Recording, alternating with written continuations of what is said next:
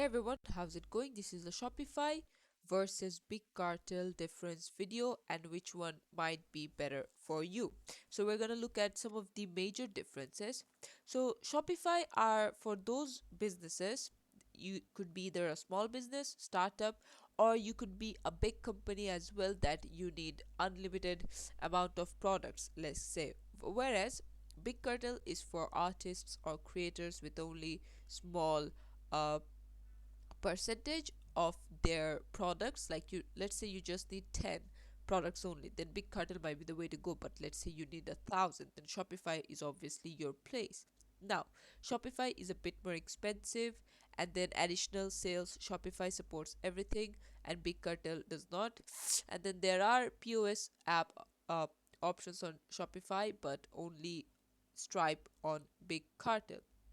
Marketing features or advanced features that will help you really get those sales things, like, let's say you need some extra features on the website. Shopify is going to be better instead of Big Cartel in this case. For pricing, Shopify is more expensive, but it does come with all of the advantages.